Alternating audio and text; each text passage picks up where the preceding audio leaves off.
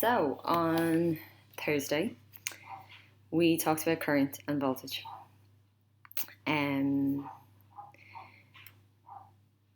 We talked about current being the flow of electrons, so the flow of negative charge. And then we discussed conventional current, which is where the scientists got it wrong. And instead of negative charges moving, they assumed positive charges were moving. So, the correct movement of current is from negative to positive, but the way we think about it is from positive to negative. How do you measure current? So you measure current with an ammeter, and remember I said the ammeter is like the person sitting there counting the electrons as they pass, so you have to put the ammeter into the circuit, so you have to actually break the circuit and put it in, and the ammeter will measure in amps. There it is there, amps. Then we talked about potential difference. So potential difference and voltage are two words for the same thing. Voltage is the more common term, but I kind of tend to think potential difference makes more sense. So it is a driving force, and it's caused by the difference in potential energy between the negative terminal and the positive terminal. So that the potential energy at the negative terminal, that has the potential to push the electrons around the circuit towards the positive terminal. Okay, and the bigger the difference in potential energy between the two, the faster those electrons move, the more current. The person sitting there counting would be like 1, 2, 3, 4, 5, if you have a bigger potential difference or voltage. How do you measure voltage? So voltage is a difference in potential energy. So what you have to do is, I have it here in pink, is you clip on at one point and you clip on at the other point, and the device subtracts the 2 points. It gives you the difference between them. Okay, that device measures voltage, so it's called a voltmeter, and it will give you the measurement in volts, which is the unit. Okay, right, so I asked you to do this little using FET. I asked you to build a FET circuit with a voltage of 6 volts, including 2 bulbs, and measure the current and the voltage. Okay, so here is a battery, and the battery is at 6 volts. Put a switch in, just because safety first and all that. Here's my 2 bulbs, and I put in an ammeter over here, and then down here I have a voltmeter, which I will use in a second. Okay, so use FET to build the circuit and measure the current and the voltage. Okay, so I think I asked you to measure the voltage across each bulb as well, just to have a little discussion about that. Okay, so I have the battery at 6 volts. I'm going to close this, and you can see over here my current is 0.3 amps. Okay, so we'll go current, voltage,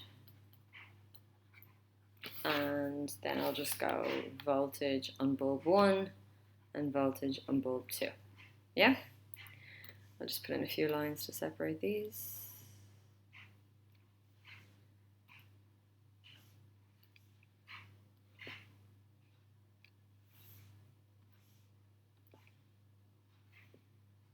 Okay. So I said the voltage was 6 volts, and the current, what was it, 0.3? Yeah, 0.3. And the current is in amps and the voltage is in volts. Yeah? Now I'm just going to get this voltmeter, and I'm going to put it on either side of, I'm going to call this bulb 1, and it's reading 3 volts. And then I'm going to go to bulb 2 and put my little probes on either side, and again it's 3 volts. Okay, and we'll discuss that in a sec. Okay, so then I asked you to build the circuit with the voltage at 12 volts. Okay, so I'm going to go into my battery here, and I'm going to up it. Oh, too much. There you go, 12 volts. Okay, and at 12 volts we have 0.6. So at 12 volts, we have 0.6, and I'll just check what happens. On bulb 1, I have a voltage of 6, and on bulb 2, I have a voltage of 6.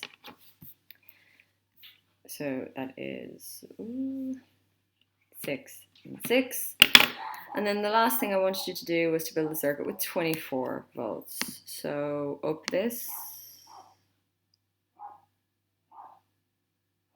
There you go. 24 volts, and we're going to 1.2 amps. So 24 volts is 1.2 amps. And move this. And it's 12 across bulb 1, and it's 12 across bulb 2. Okay, so I'm assuming you are seeing the relationship here, okay? Whatever the total voltage is, it's being split up across the two bulbs. Now, we briefly discussed that yesterday, okay?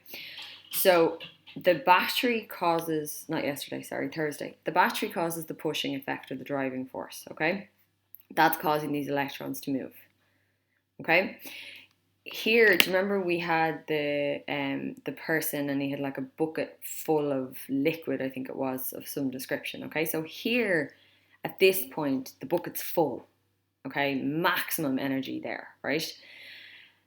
In order to be able to move through these wires, okay, and through the ammeter and through the wires, it does use up some energy, okay? But it's absolutely tiny. There's a word we use in physics called negligible, which is so small that it's insignificant, okay? So there is a certain amount of the potential energy used up here, but the vast majority of it is being used up by these two bulbs, okay? So to say here that this 6 volts is split 3 across the first bulb and 3 across the second bulb is slightly inaccurate. What's more likely is that this is like 2.999 and this is 2.999 and the other 0.00111 is being used up helping the electrons to move through the wire. Okay, but it's so small that no voltmeter is going to read it. Okay, so pretty much all of the potential energy is going to be used in these bulbs. The fact that every time half of the potential energy was lost across the first bulb and half of the potential energy was lost across the second bulb tells us that these bulbs are identical. Okay, if the bulbs were slightly different, like one of them was brighter than the other or whatever, the brighter one would be using more of the 24 volts. So this might be using 18 and then this is using the other 6. Okay, but the fact that every time we got identical readings means the two bulbs are the same. Okay, and this is exactly what happens to voltage. So whatever stuff you put into the circuit, it uses up the voltage or the potential energy. There is a certain amount of potential energy being lost as the electrons just travel through the wire, but it is so tiny compared to what this bulb is using that you can't get a voltmeter to read it. Okay, so all the voltmeters will read that all of the energy was used up by the bulbs, or if you were to put buzzer in or something like that, the kind of main components, they are going to use up all the energy. Okay, now, forgetting about this now and just concentrating on the first two columns, I said record the results and answer the following question. How is the current related to the voltage? Okay, if you look here at the figures that we got for current and voltage, so going from here to here, the voltage doubled, and what happened to the current? It also doubled. Okay, and then if we look here, going from 12 to 24, that's doubling, and what happened to the current? That also doubled. Okay, I think we talked about that relationship before in maths, but if you have the voltage doubling and then the same process happening to the current, so the voltage doubled, the current doubled, that's called a proportional relationship.